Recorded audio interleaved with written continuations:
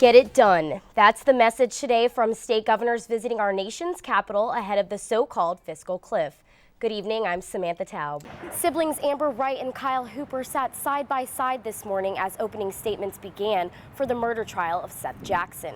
4 out of the 5 who played a role in the murder of 15-year-old Seth Jackson are now serving a life sentence. With the fiscal cliff approaching, the newly re-elected president is using that leverage to campaign for tax hikes on the rich. Good evening, I'm Samantha Taub. Today marks day 3 of early voting, and as you can see, there are still lines of people.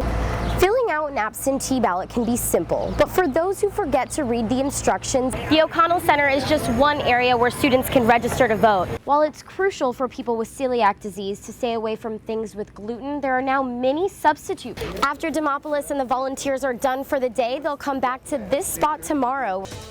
Holiday shopping is well underway. Food shopping, that is. Good evening, I'm Samantha Taub. Romney supporters continue to rally as people walk in to hear Michelle Obama speak. To vote for one of the 4 license plates, just go to voteforfloridatag.com.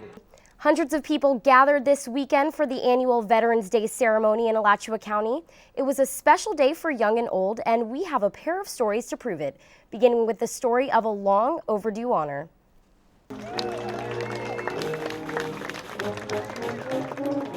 And what did you think of the ceremony today? I liked it. It was fun. For young Marine Brody Lord, this was a day he was excited to be a part of. And for another man, this was a day he had been waiting more than 65 years for. Mr. Douglas today is 96 years young. After returning home from World War II, Howard Douglas was told his records were lost. But today, Mr. Douglas gets to hear something he has never heard before. He too helped win the war. He now proudly wears a Bronze Star Medal and a Combat Infantryman badge. It's the most wonderful thing happened in my life since I came from the World War II, since I came out of the World War II. And though Mr. Douglas served some time ago, he is still an inspiration to many of those from today's generation, like Brody and other young Marines. Is this what you want to do when you grow up? Yes, I do. To hope I'm as lucky or as blessed as he is to, go to war and we'll be able to come back home. And as the service came to a close, together both old and young walked side by side, laying a wreath in honor of the ones who are no longer here today.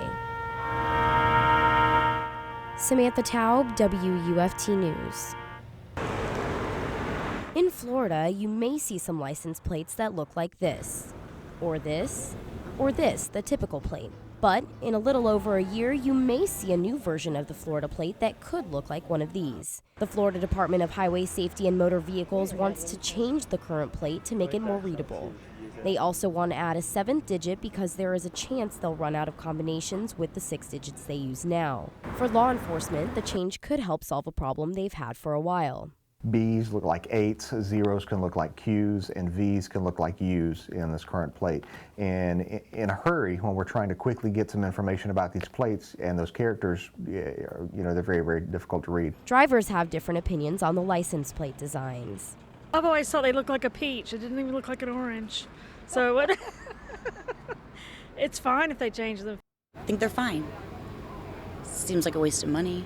If it makes them easier to read, I think it'd be a good thing. If they would reduce the number of different license plates, I think that'd be a good thing too. To vote for one of the 4 license plates, just go to voteforfloridatag.com. Then just click on whichever plate you prefer. And with the population around 18 million, only 45,000 people have voted so far. The deadline to vote is Friday, December 14th. Samantha Taub, WUFT News. Mom had to divide these drawers between gluten-free and non-gluten-free. They've completely transformed their kitchen and have to be careful when ordering off a menu. Ordering off the gluten-free menu. And must pay even closer attention to detail when they're grocery shopping. It's a disease some people may not even realize they have, and for one family, it wasn't until June of this year when they found out both daughter Alex and father David had celiac disease. The illness affects the lining of the small intestine and prevents your body from absorbing nutrients. It can lead to malnourishment and in many cases anemia.